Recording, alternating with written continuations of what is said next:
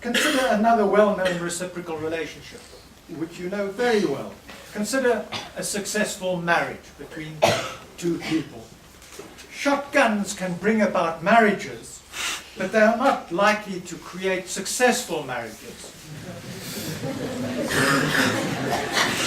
It's absurd to imagine a counselor pointing a gun at an unhappy couple and barking the command, "Be happy or I shoot." Now, constitutive relationships cannot be imposed because they have to be nurtured. I have an example of a proper case where this kind of nurturing and influence was done in a very successful way, and this, of course, was in my own country, South Africa. Most of my life was lived teaching political science in a state which was not democratic. It was ruled by an authoritarian minority.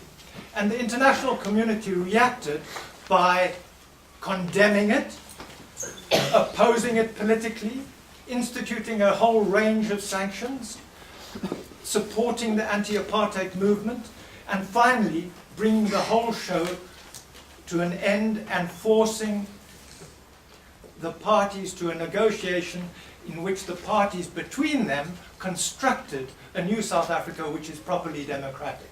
Now, consider the counterfactual. If some states, let's say the Soviet Union, had marched in and used military muscle and flown the banner, "We are going to impose democracy on you," there would have been a conflagration, and the last thing to come out of that state would have been a democracy, a functioning democracy. There's another reason why the strong should not impose democracy on the weak. It is because doing so will make the strong lose ethical standing. I find this the most intriguing answer. What I'm saying is that any attempt to impose democracy on people as opposed to nurturing it will have the effect of undermining the ethical standing and in the long run the authority, power and influence of the imposing powers themselves. Let me explain. We are all participants in two global practices with very specific rules which specify who may participate, what values are to be promoted, and what ought not to be done.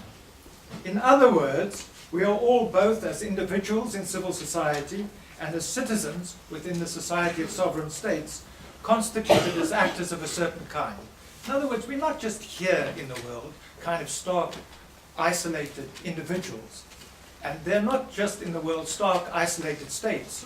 To be a state is to be a participant in a certain kind of practice with specified rules of the game and underlying values inherent in that practice. And to be an individual who considers herself to have rights is to be a participant in a certain kind of practice with rules of the game and underlying values. And all of us in this room and everybody else in the world, it's a nice thing to say, all of us in this room and everybody else in the world are in fact participants in these two practices. The one is global civil society, the practice within which we recognize one another as rights holders, and the other is the practice of sovereign states, the one within which everyone recognizes everyone else as a citizen in some or other sovereign state. It applies to all of you here, and it applies to everybody elsewhere. So the question then is, what are the rules governing participation in those two practices, and what are the underlying values?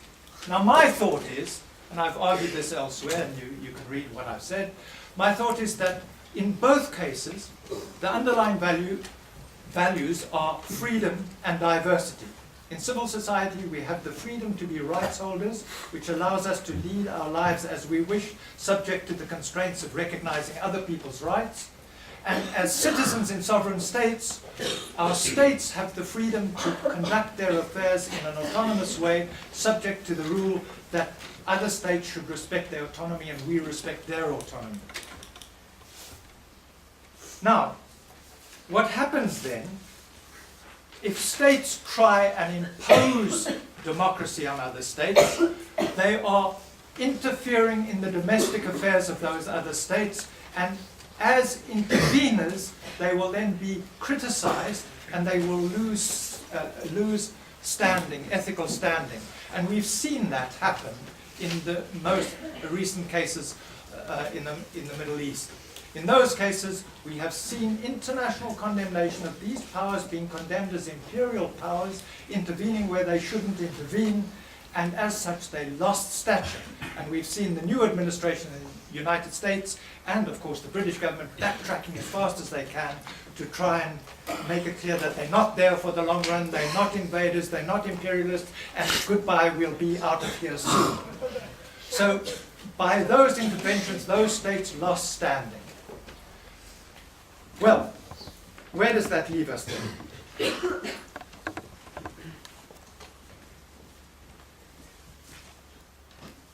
I am saying, and this is what I hope you will support this evening, that rights-respecting people like us have a duty to support the emergence of democracy wherever we find it is threatened. But that support has to take all sorts of forms. It will take a long time to nurture democracy, but the one thing you know for certain is you will not be able to impose it by using your military muscle. Whatever happens when you try and do that will simply result in the growth of the legitimacy of those other groups who started out as the bad guys will suddenly end up as being the good guys seeking to expel the imperial power. So I invite you to vote against this motion. Thank you.